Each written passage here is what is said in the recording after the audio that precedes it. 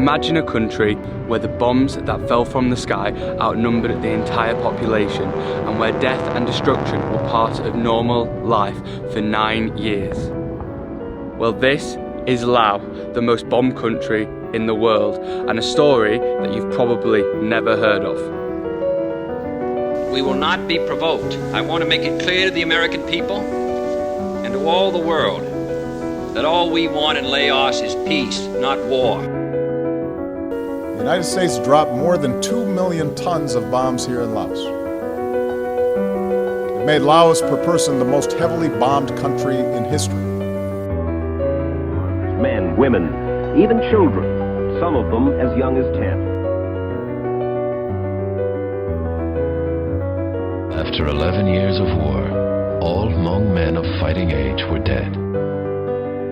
It is really scary to know that this part of history, 99.9% of the population in the West have never heard of.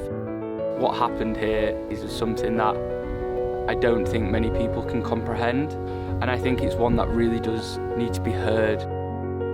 So before I continue, I kind of just want to give my opinions of Laos and my expectations of coming to this country. So before I actually came to Laos and decided to go on this Southeast Asia trip, I didn't really know much about the country. And after kind of spending the first week here, I saw lots of small like bomb bottle openers, and I asked some of the locals what it was, and they told me about the bombs that they have found and uncovered and how they have used the metal from the bombs to turn it into bottle openers to sell to tourists. And from this it got me kind of searching and looking for the story of Laos and why there are so many bombs here. I had no clue what to expect, and when I saw some videos explaining the history of the secret war with America, it's definitely a story that 99.9% of the population in the West have never heard of, and I think it's one that really does need to be spoke about more. One statistic that really stood out to me is that on average a plane load of bombs was dropped every 8 minutes for 9 years straight. What happened here, I don't think many people can comprehend.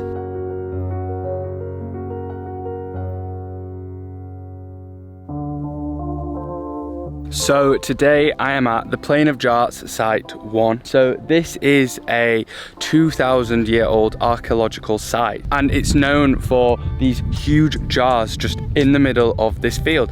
And archaeologists found that they were actually used over 2,000 years ago for storing wine, water, and also for cremating bodies. And I think the biggest one is 2 tons. And just for a little bit of understanding of how big this big jar actually is, I'm gonna go stand next to it so you can see how little I am, or big.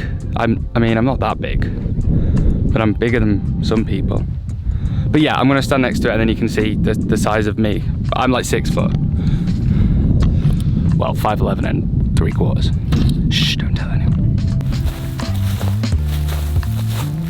And altogether there are actually 3 sites. One of them is, this one is about 5 to 10 kilometers outside of Phonsavan. There's also another one which is about 20 kilometers, and another one which is about 30 kilometers away from Phonsavan. But it isn't just an archaeological site. It is also known as the most bombed area in the whole of Laos. Wherever you look, there are just craters everywhere. I mean, just at this site, I can now see about 10, which really shows the impact of what happened here all these years ago. And before this site would have been dug up and excavated for the jars, there had to be like really thorough searching for the bombs to get rid of them all and dig them up or detonate them. It's something that is still going on to this day. So every single day, people in Laos going out and trying to find these bombs in the middle of fields and actually remove them. The government in Laos actually said that he believes that it will take over 100 years still to move and detonate all of the bombs that are currently in Laos. Like I was saying, the archaeological site is over here, but you look to the right and there's suddenly a crater here, 2 over there, a huge one behind it there, there's about 3 over there, another little one there, and then up on the hill where there's the big 2-ton jar, another 2 or 3 bomb craters up there as well. And as you can see, there are actually some that are further down the hill, and after reading a bit on one of the boards, it actually said that because of the bombs that struck a lot of the areas here, a lot of the jars were either destroyed, or it meant that a lot of them actually rolled down the hills. So as you can see, these ones down here had fallen down, and there's actually a bomb crater right next to them there. And then as you can see here, there are some that are just completely destroyed, and it just looks like a normal rock. It's been, what, 50 years since the bombing, and people are still dying every week. It's going to take another 100 years to remove these bombs, which is just crazy. I think there was a statistic that I saw, and it was that since the last bomb was dropped in 1974, that I think still 20,000 people have died since. It's horrible to actually even think about.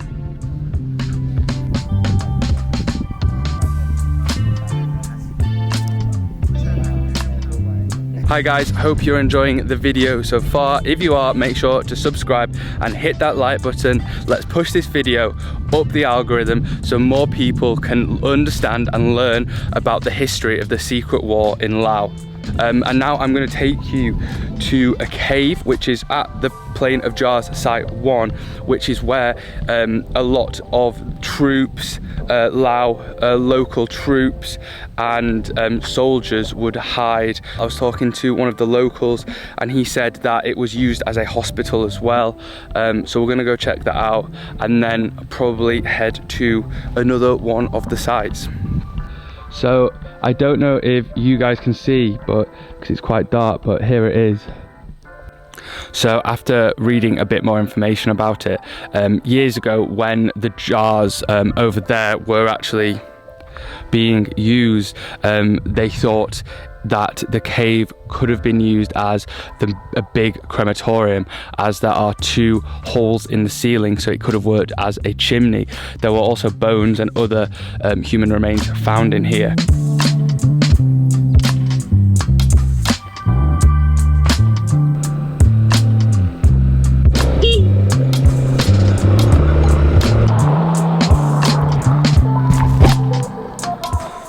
So I've actually just jumped off the bike while I've been driving. I've actually been looking out for something that's quite famous around here. So because of all the bombs, the people in Laos, instead of just getting rid of them, they've used them for positives.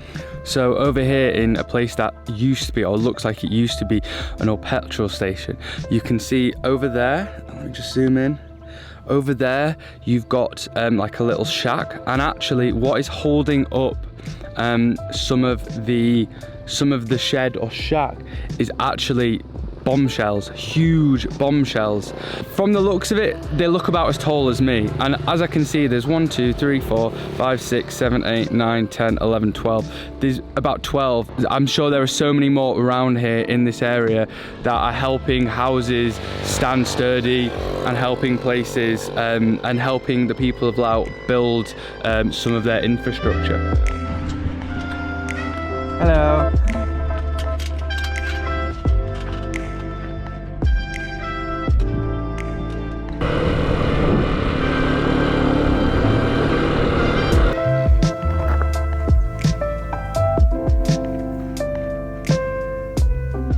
So I have now travelled to the Plain of Jars Site 3, and this one is a bit further out. There's no one here. I've got to cross this little bamboo bridge to get to the area that it is. It's a bit of a walk away, and you also have to go through some rice paddy fields. Now what's really interesting, what I just saw in the little tourist information area, is there's actually somewhere called a Site 8, and I'm guessing there's lots of little sites, and it's known as Site 8, but no one can actually go there. It's still yet to be cleared of UXO or of Unexploded Ordnance, so you can't go to that one. But it's just scary that there's loads of warning signs that are constantly saying stick to the paths, don't go off the paths. So it's definitely something at this one to like keep in mind. but hopefully I'm gonna get the drone up and get some incredible footage of some of the craters around here.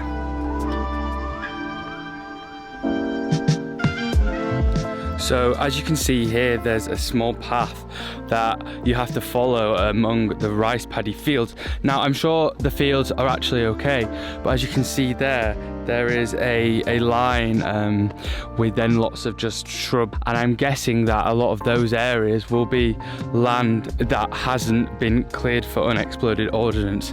But it really is just so stunning. Like, well, as I was driving to site 3, there was just so many incredible views, rice paddy fields that go on for miles. And if you come in, I think it's their kind of April, May time, which is their spring, it's when all the rice paddy fields start growing and everything looks lush and green. So as much as it's beautiful and stunning right now, seeing mountains in the backdrop and everything, just meandering through these rice paddy fields, I can imagine if you come another day, it's even more amazing.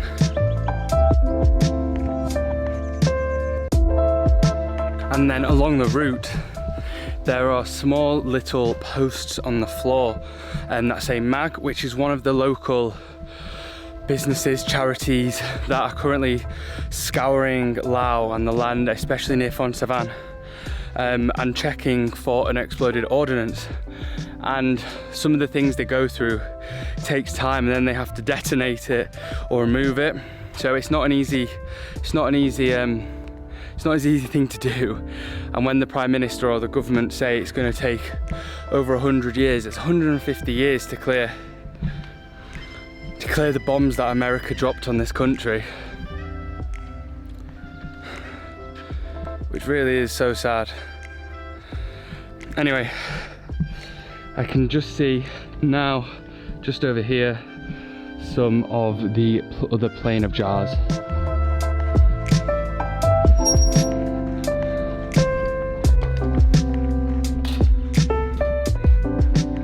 One thing that's really interesting, at site 3, the jars are slightly different to the ones that we saw at 1, and that's not actually known why, but here, instead of being like spherical and round, they're more like rectangular and long.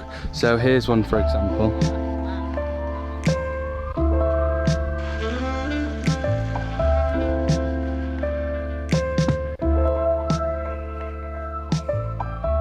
And as I was saying before, I believe this gate goes off into the more like different areas, and I believe, I'm not sure it's actually safe to go into there, especially when they mention that site 8 is very close to here. So it's a no from me.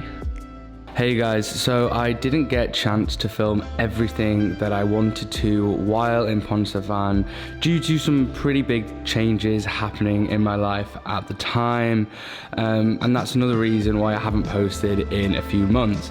Some of those things I probably will get into in another video, but right now I am in Vietnam, in Hanoi, and ready to continue with weekly uploads. So if you've enjoyed this video, please make sure to follow for more travel content coming up very soon.